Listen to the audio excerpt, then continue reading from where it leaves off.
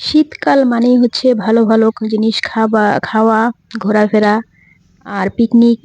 আর তার সাথে যেটা অবশ্যই দরকার সেটা হচ্ছে কুয়াশা। তো বন্ধুরা, তোমরা সবাই দেখতে পাচ্ছ আজকে কি পরিমাণে কুয়াশা পড়েছে।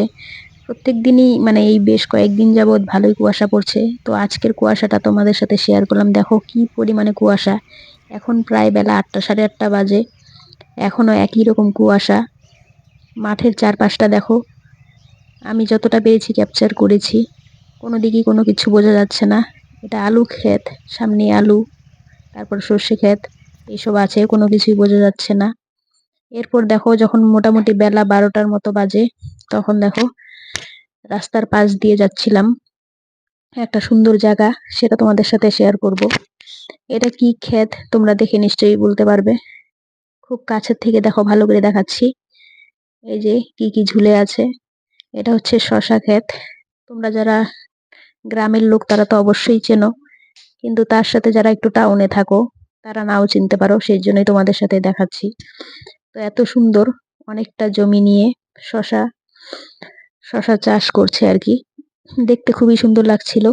দেখো দূর দূরান্ত যতটা দেখা যাচ্ছে শশা ক্ষেত দেখতে পাচ্ছ। এরপর আমরা কয়েকজন মিলে চলে গেলাম। কয়েকদিন থেকেই ভাবছি যাব যাব, কিন্তু এই কুয়াশার জন্য যেতে মানে মন চাইছিল না। এত ঠান্ডা না, মানে প্রচন্ড হাওয়া বাইরে। বাড়িতে যদিও থাকা যায়, বাইরে এই নদীর কাছে আর কি ঠান্ডাটা একটু বেশি পরিমাণে, সেই কারণে যেতে পারছিলাম না। তো আজকে দেখলাম বেলা হওয়ার পর কিছুটা কুয়াশা কেটেছে, ঠিক তখনই বেরিয়ে পড়লাম। এই যে দেখো কত কুলের গাছ, আর নদীর পাড়ে কুলের গাছ থাকবে না এটা হতে পারে না। তো সারি সারি প্রচুর কুলের গাছ। যদিও এখন সিজন অনেকটাই শেষের দিকে, আরো মোটামুটি মাসখানেক আগে আসলে এই গাছগুলো দেখতে আরো সুন্দর লাগতো। প্রত্যেকটা গাছে হাজার হাজার কুল ধরে আছে, মানে দেখে চোখ ফেরানো যাচ্ছিল না, এত কুল। কাঁচা পাকা মিক্সড আর কি, প্রচুর কুল। তো প্রত্যেকটা গাছের কাছে যাচ্ছিলাম, আর কুল অনেকগুলো পেরেছি, বাড়িতে নিয়েও যাব। তো তোমরা তো সবাই জানো যে আমি দিদির বাড়িতে ঘুরতে এসেছি। তো সেখানে একটা অনুষ্ঠান ছিল, সেই কারণেই তো আর থাকা হবে না, আজকেই বাড়ি ফিরে যাব।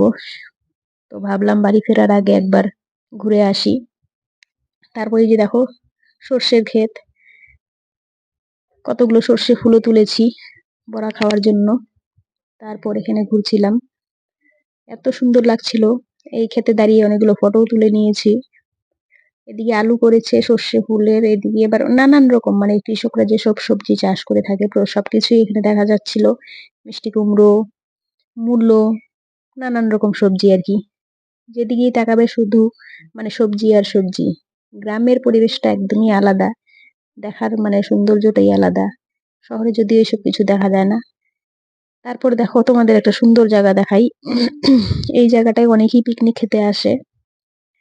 পিকনিক খাওয়ার জন্য মানে খুবই সুন্দর জায়গা, একদম পরিষ্কার। মনে হয় যেমন কেউ ঝাড়ু দিয়ে রেখেছে আর কি, পরিষ্কার। আসলে কিন্তু এরকমই হয় এই জায়গাটা। আর কেই বা আসবে গ্রামের রাস্তায় এখানে পরিষ্কার করতে। তার পাশেই নদী, খুবই সুন্দর একটি জায়গা, একদম ফাঁকা, নিস্তব্ধ, কোনো কিছু নেই। ওই যে দেখো নদীটা, ওটা হচ্ছে ঘরঘরিয়া নদী। আর এই জায়গাটায় অনেকেই পিকনিক খেয়ে যায়।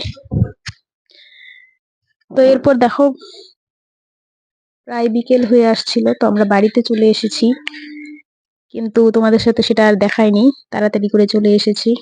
তারপর বাড়িতে এসে যেহেতু কয়েকদিন বাড়িতে ছিলাম না, বাড়ি ঘর একদম নোংরা হয়ে পড়েছিল, তাই এসেই কোমর বেঁধে একদম কাজে নেমে পড়েছি। তো ঘরটা আগে পরিষ্কার করে নিচ্ছিলাম ঝাড়ু দিয়ে মুছে, তারপর রান্নাঘরের দিকে যাব। কেননা বাড়ি ঘরে একদিন দুদিন না থাকলে এই ঘর দুয়ারে এমনও পরিস্থিতি হয়, কি আর বলবো। এখন মনে হচ্ছে এই কাজ করতে করতে আমার অনেকটা সময় চলে যাবে, আরো সকাল সকাল আসার দরকার ছিল। তো এইভাবে সবকটা ঘর মুছে নিচ্ছিলাম। তারপর আবার রান্নাঘরে সেও মানে কি আর বলবো, সব বাসনপত্র মাজতে হবে, ধুতে হবে। তারপর আবার কিছু, যদিও ওখান থেকে খেয়ে এসেছি, কিন্তু আবার কিছু রান্না বান্না করতে হবে।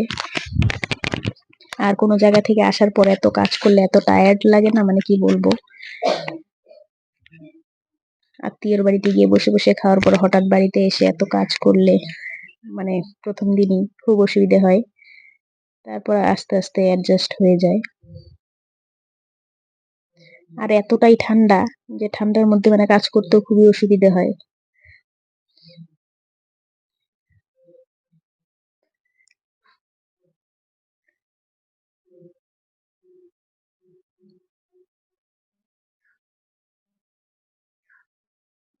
আসলে দুদিন একটু অসুবিধে ছিল, সেই কারণে ভিডিও দেওয়া হয়নি।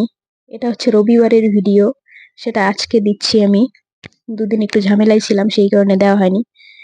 এরপর দেখো কাজ করতে করতে এদিকে মেয়ের খিদে পেয়ে গেছে, মানে ও বলছে যে মা আমি নিজেই কিছু করিনি। তা আমি বললাম তুই কিছুটা কর, তারপর আমি আসছি বাকি কাজগুলো করে। তারপর ও টমেটোটা কেটে নিল। টমেটো এই যে এইভাবে, তোমরা কেউ কোনোদিন এইভাবে চচ্চড়ি খেয়েছো কিনা জানি না, সামান্য মানে সর্ষে বাটা আর লঙ্কা বাটা দিয়ে পাকা পাকা টমেটো গুলো গলিয়ে এইভাবে চচ্চড়িও বানিয়ে নিল। আর আমি শাকটা করেছিলাম, আর এদিকে একটু বাঁধাকপি কেটে নিয়েছি। তো আজকে সেরকম বিশেষ কিছু করব না, অল্প অল্পই মানে কোনো কিছু করবো আর কি, সেরকম কিছু করব না। তো এই কয়েকটা জিনিস রেডি, আজকের দিনটা এটা দিয়ে চালিয়ে নেব। এটা হচ্ছে পরের দিনের ভিডিও। পরের দিন এই ছোট আলু, দেশি আলুগুলো দিয়ে রসা করা হবে। এক একজন এক এক নামে হয়তো চেনো তোমরা এগুলা, কেউ দেশি আলু বলে, কেউ আবার আরো কি কি সব নাম আছে সেই সব নামে চেনে। কেউ আলুর রসা বলে, কেউ আলুর দম বলে, যে যেভাবে পছন্দ করে সেভাবে আর কি। তো আমার এই আলুটা খুবই পছন্দের, সেই কারণেই আর কি এই সিজনে আমি এই আলুটা বেশি খাই, যদিও 12 মাস পাওয়া যায়।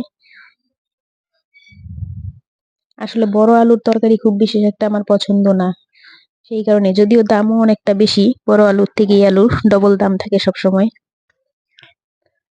তো দামটা অত ম্যাটার করে না, খাওয়ার স্বাদের উপর নির্ভর করে। তো তারপর পরের দিন মেয়ের জন্য মাছ আনা হয়েছিল, ফ্যাসা মাছ, ওর খুবই পছন্দ। তো সেই ফ্যাসা মাছ সর্ষে বাটা দিয়ে করা হবে।